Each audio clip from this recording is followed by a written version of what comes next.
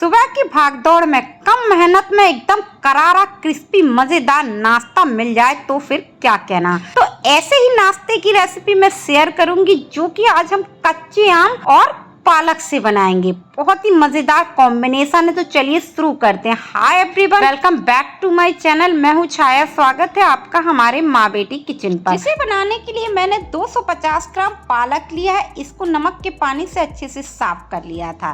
Gas पर एक कढ़ाई चढ़ाई है। इस पर हम 2 चम्मच के करीब ऑयल को डालते हैं। मैंने सरसों के ऑयल का यूज किया, आप कोई भी कुकिंग ऑयल यूज कर सकते हैं। इसको गर्म कर लिया है। गैस का फ्लेम स्लो कर लेते हैं। आधा चम्मच जीरा, आधा चम्मच सौंफ और साथ ही 1/4 चम्मच हींग। सारी चीजों को हम तड़कने देते हैं। अब हमने लिया है 7 से 8 कलियां लहसुन की।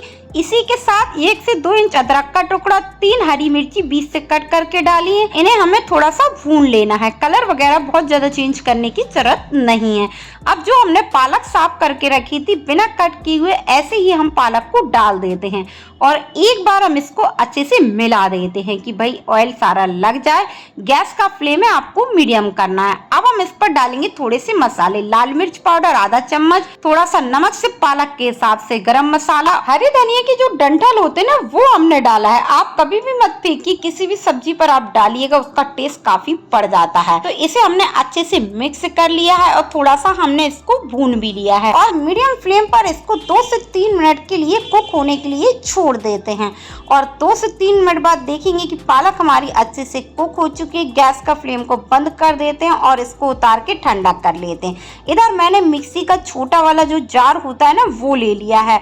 मिक्सचर हमारा ठंडा हो चुका है और अब हम सारे मिक्सचर को इसी पर ट्रांसफर कर देते हैं। और भी ज्यादा टेस्टी बनाने के लिए मैंने 1 मुट्ठी के करीब हरा धनिया लिया, डंडियों के साथ लिया है। जार को हमें बंद कर देना है और इसको हम पीस लेते हैं। कोई भी मोटा टुकड़ा नहीं होना चाहिए। तो चलिए इसको मैं पीस कर तैयार कर लिया है और चलिए मैं आपको इसका टेक्सचर दिखाती हूँ कि किस तरीके का होना चाहिए।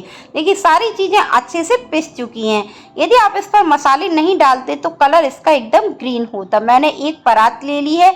इस पर हम लेते हैं 2 कटोरी गेहूं का आटा जिससे हम रोटी बनाते हैं। अगर आपने 250 ग्राम पालक का यूज किया है तो 2 कटोरी से ज्यादा यूज मत करिएगा, वरना आपको पानी का यूज करना पड़ेगा। और इसी के साथ एकदम बहुत ही अच्छा टेक्सचर, खस्ता एकदम करारी बनी रहे तो 3 चम्मच मैंने बेसन यूज किया है। छना हुआ है, मैंने पहले से छान लिया था। और भी क्रिस्पी बनी रहे तो इसके लिए मैंने ये फाइन वाली सूजी होती है ना, 1/4 कटोरी के करीब लिया। ऐसा मान के चलिए 4 चम्मच के करीब ये फाइन वाली सूजी है। यदि फाइन नहीं है तो थोड़ा सा मिक्सर पर चला लीजिएगा। आधा चम्मच के करीब सौंफ लिया है। इसी के साथ आधा चम्मच जीरा, आधा चम्मच अजवाइन और 1 चम्मच कसूरी मेथी। सारी चीजों को हाथों पे डाल के हम इस तरीके से क्रश करके डालेंगे तो खुशबू बहुत अच्छी आएगी। आप चाहें तो पीस सकते हैं, लेकिन इस तरीके से ये चम्स आते हैं तो टेस्ट काफी बढ़िया आता है। थोड़ा सा स्वाद के अनुसार नमक, आधा चम्मच लाल मिर्च पाउडर, थोड़ा तीखी अच्छी लगती है, थोड़ा सा गरम मसाला और 2 चम्मच के करीब हम इस पर ऑयल, आप चाहें तो घी का भी यूज कर सकते हैं। बस 2 से ज्यादा नहीं डालना है। सारी चीजों को एक बार हम अच्छे से मिला देते हैं। जो हमने ऑयल डाला है ना आटे पर अच्छे से मिल जाना चाहिए। ऑयल आपको 2 चम्मच ही डालना है क्योंकि 2 चम्मच ऑयल हमने पालक पर यूज किया था और जो पालक का पेस्ट बनाया था हम सारा डाल देते हैं।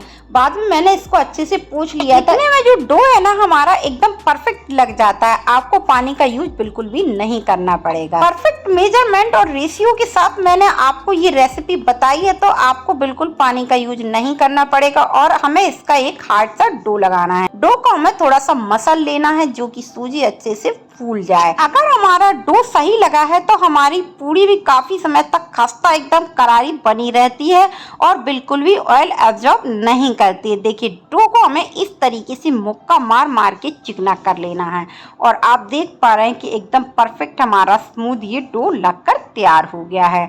डो हमारा काफी हार्ड है।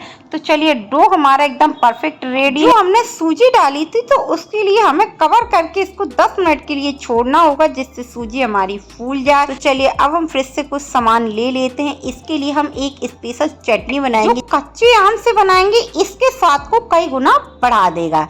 तो एक मैंने बड़े साइज का कच्चा आम ले लिया है। तो चलिए आम को हम छील लेते हैं। इसके सारे जो छिलके हैं हम उतार लेते हैं। तो देखिए आम को मैंने छील लिया है और छिलके हटा दिए, इसको मोटे मोटे पीसों में हम कट कर लेते हैं। सारे आम का पल्प मैंने हटा दिया है। 5 से 6 हरी मिर्ची, ये तीखी नहीं है तो मैंने ज़्यादा यूज किया है। इसी के साथ आधा प्याज लिया है और मोटे मोटे पीसों में इसको भी कट कर लिया है।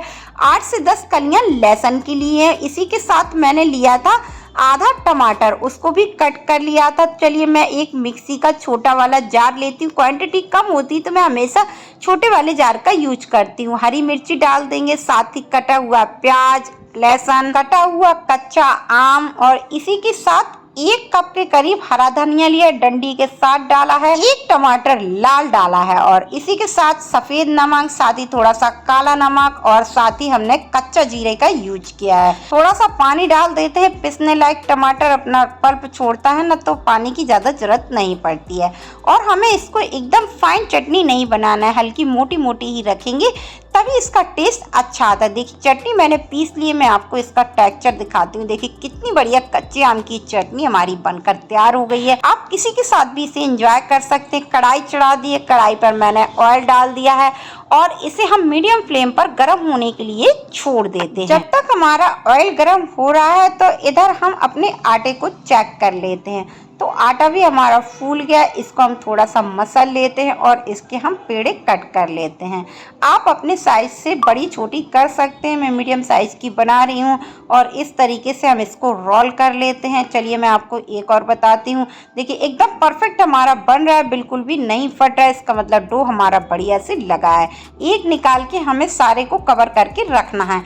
चकली पर हमने हल्का सा घी ऑयल कुछ भी लगा लीजिए, सूखा आटा बिल्कुल भी नहीं लगाना। इस तरीके से हम पूड़ी को बेल लेते हैं, बहुत ही आसानी से ये पूड़ी बेल जाती है, बिल्कुल भी किनारी नहीं फट रही है। इसी तरीके से हम कुछ पूड़ियाँ बेल लेते हैं और एक प्लेट पर रखते जाते हैं। फिर से मैं एक बताती हूँ, ये जो पूड़ियाँ है ना नॉर्मल पूड़ियों से बहुत ही आसानी से बेलती हैं, बिल्कुल भी चिपकती नहीं है। इसी तरीके से हमें अपनी सारी पूड़ियाँ बेल लेना है। पूड़ी तो हमारी बेलकर तैयार हो गई है, उधर चटनी भी तैयार है। चलिए इधर हमारा ऑयल भी मीडियम फ्लेम पर गरम है, गैस का फ्लेम मीडियम रखना है। और अब हम पूड़ी को डालेंगे, डालते ही थोड़ी देर छोड़ दीजिए और इस तरीके से आप चलाएंगे तो देखेंगे कि पूड़ी आपकी गुब्बारे की तरफ फूल रही है। गारंटी मेरी है, यदि आप मेरे सारे टिप्स फॉलो करेंगे तो आपकी हर एक पूड़ी बिल्कुल गुब्बारे की तरफ फूलेगी और बहुत ही क्रिस्पी, ऐसी ही करारी आपकी घंटे भर तक बनी रहेगी। देखिए कितनी करारी करारी ये पूड़ियाँ बनी। मेरे हस्बैंड को काफी करारी करारी पूड़ियाँ पसंद है, तो इसीलिए मैं हमेशा उनके लिए खरी पूड़ी ही सेकती हूँ। एक टिप्स भी मैं आपको देने वाली हूँ कि यदि आप पूड़ियों को तुरंत नहीं खाने वाले हैं तो पूड़ियों को हमेशा थोड़ा जाली पर रखिएगा, इससे आपकी पूड़ी काफी समय तक क्रिस्पी बनी रहेगी। और इसी तरीके से हमें अपनी सारी पूड़ी करारी करारी सेक लेना है। मैं आपको सजेशन देती हूँ कि जो मेरे को है ना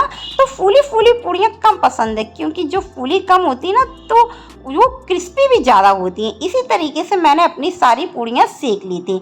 बीच बीच में तो भाई मैं बच्चों और हस्बैंड को खिलाते जा रही थी। ये लास्ट की पूड़ियाँ बची थी, बहुत ही बढ़िया फूली फूली। भाई गर्मी काफ़ी थी तो मैंने आधे घंटे बाद आपको ये सूट दिखाया और सारी पूड़ियाँ अभी तक फूली हुई हैं। चलिए प्लेटिंग कर लेती हूँ, जिसके लिए थोड़ा सा टमाटो केचप रखा है और साथ ही तीखी चटपटी मज़ेदार खट्टी खट्टी ये कच्चे आम की चटनी, फूली फूली पालक की पूड़ी। जब इस तरीके का नाश्ता बनता है तो भाई लंच की तो छुट्टी हो जाती है, बस नाश्ते में ही काम चल जाता है। एक बार आप फ्रेंड मेरे तरीके से पालक पूड़ी को आम की चटनी के साथ एंजॉय करिएगा तो आपको मजा आ जाएगा। रेसिपी पसंद आए तो लाइक से सब्सक्राइब करना ना भूलिएगा। मिलते हैं ऐसी नेक्स्ट रेसिपी के साथ, तब तक के लिए बाय बाय।